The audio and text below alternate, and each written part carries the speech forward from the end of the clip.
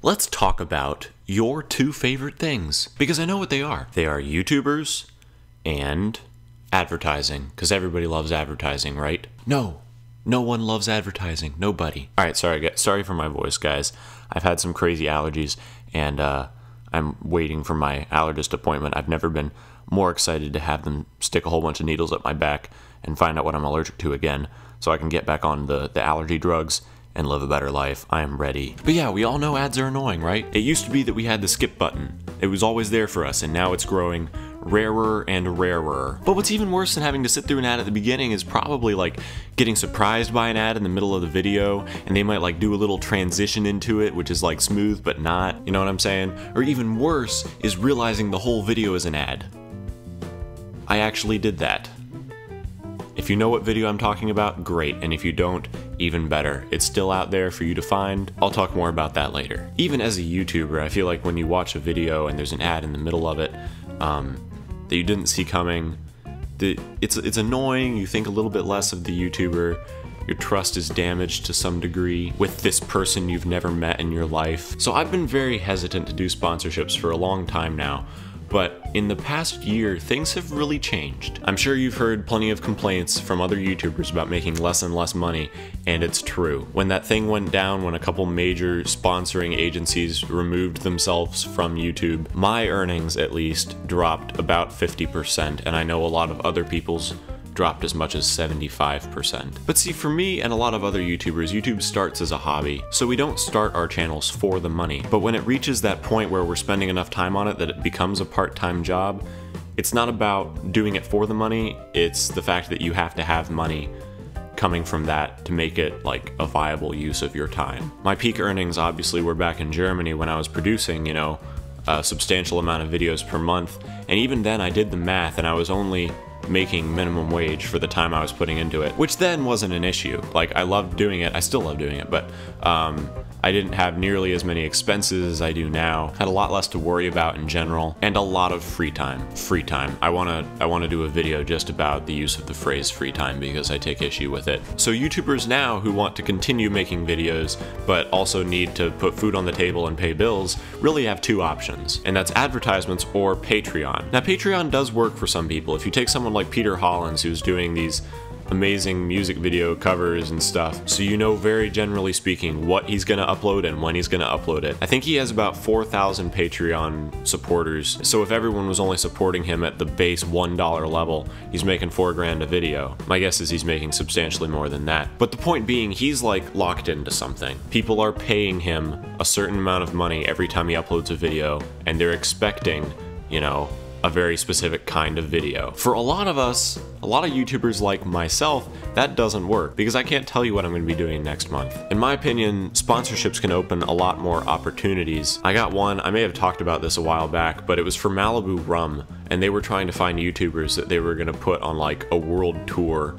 doing vlogs and stuff. That's not something that Peter Hollins could do. It's something I could do. Now, there's no guarantee I would have been one of the YouTubers chosen for that if I were even old enough to apply, but you get my point. So yeah, I think it's really easy to accuse a YouTuber of selling out when they have advertisements on their videos, not just the ones like that roll before the videos, but when they're actually being sponsored by someone. I know there are a lot of people out there that are sponsored by Audible, and they'll have like an Audible ad for every video, and the knee-jerk reaction is to scoff and be like, this again? I think we need to recognize though that a lot of advertising on YouTube is less of YouTubers selling out and more of them trying to scrape up enough cash to keep doing what they love. But even if advertisements are a necessary evil, / maybe a really helpful and good thing, I think there are some general guidelines that upstanding YouTubers can subscribe to in the name of honesty and integrity. I'm actually stealing these somewhat from Quinn over at Snazzy Labs. Definitely check out his channel if you want to see a different style of tech reviews. So I think he lays out like 5 of these rules, and I've more broken it down to 3. So here are 3 promises I will make to you guys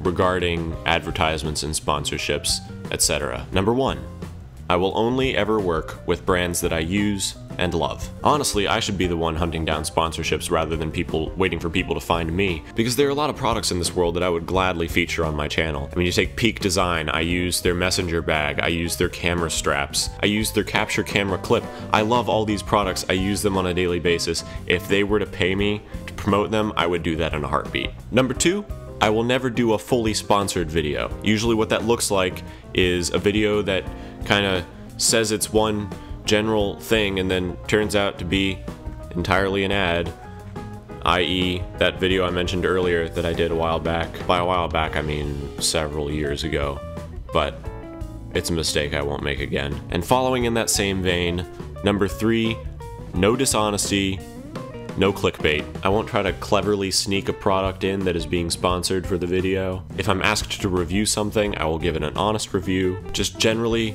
I promise to be an upstanding citizen of YouTube. Allow me to make a quick example of this. What? A couple months ago I get an email. I get a lot of emails. This one comes from Sumo Lounge. I don't freaking know what Sumo Lounge is, but it says something along the lines of, hey, you want to test out our beanbag chairs. By default, like I said, I've avoided sponsorships for a long time, so by default, I think I just sent that straight to the trash. And then eventually someone followed up and was like, hey, Sam, did you see the email I sent you? Sent him an email back basically saying, alright, so if I were to say yes to this, what would you be expecting of me? Because a lot of the times, again, when someone comes to you with a product, they're like, alright, you need to talk about it for at least this many minutes, this needs to be in the title, this needs to be in the description, and in those cases, I immediately get very uncomfortable. But he got back with me and said, no expectations really, just make a video that includes our beanbag chair, talk about it, and maybe post about it on social media. So I said okay. Lo and behold, a couple days after I showed up to school, this bad boy shows up. This is the Sumo Lounge Sultan. It came compressed in this box,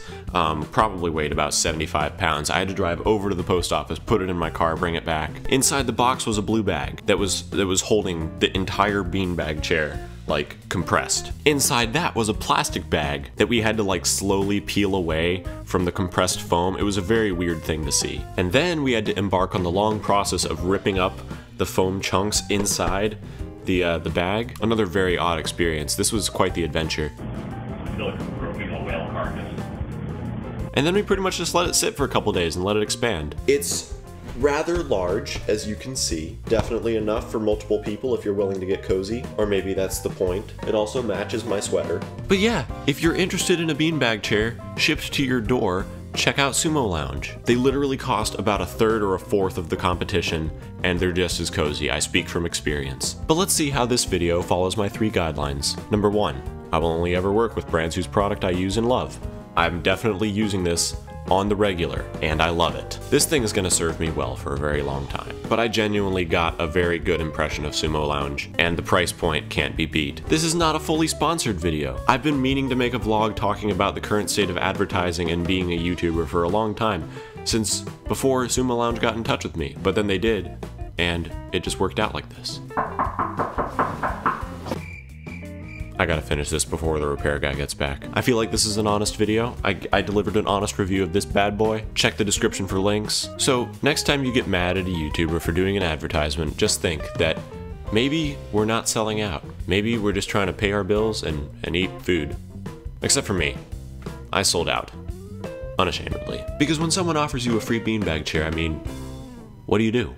Sam out.